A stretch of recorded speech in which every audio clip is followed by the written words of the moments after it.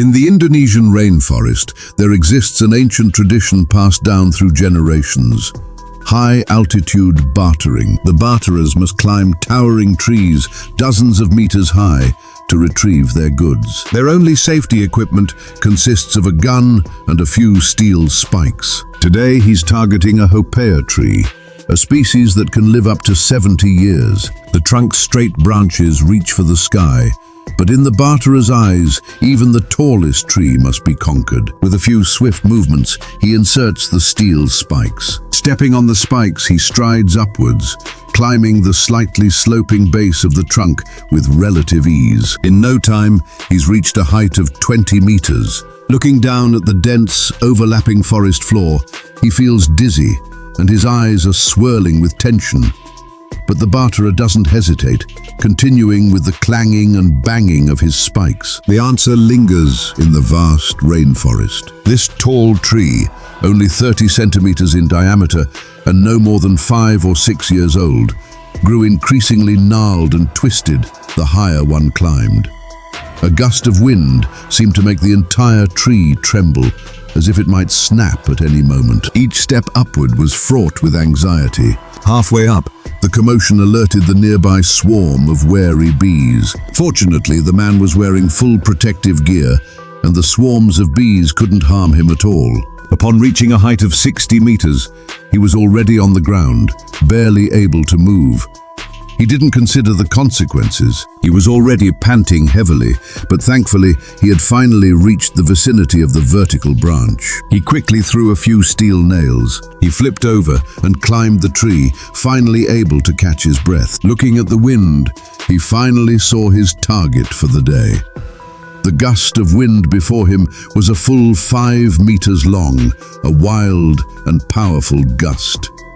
These massive gusts of wind hung directly from the branches of the grass and trees. Highly aggressive and venomous, it will mobilize several individuals to defend itself once disturbed. It's notorious in the rainforest. The wild honey it produces is genuinely rich in flavor, and even the freshest honey is worth the risk. A few steps further, he stumbled upon another beehive, a delightful surprise.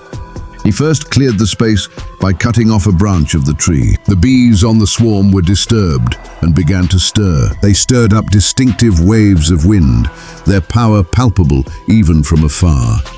Carefully, he pried open the surface of the beehive, and the golden husk finally emerged. The large husk was divided into sections. The lower half was for hatching and raising larvae, while the upper half was entirely for seedlings.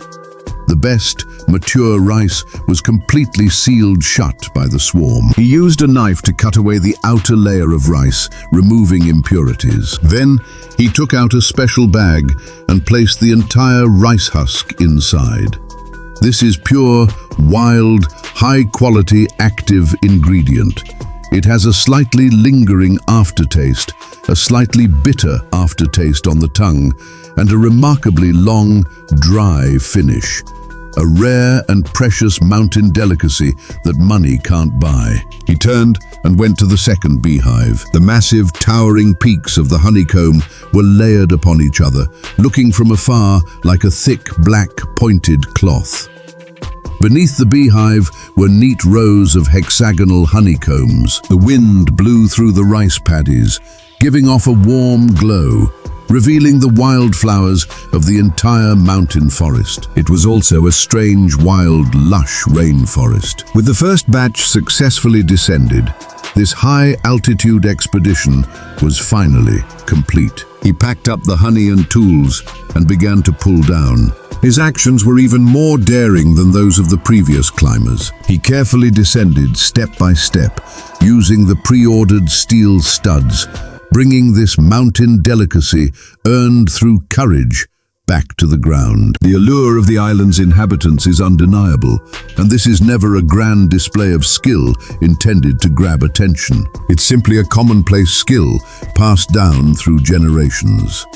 Even the towering trees and swarms of wind can't deter them from their advance. This taste of wild game, fragrant with herbs and trees, is also a survival answer ingrained in their very being.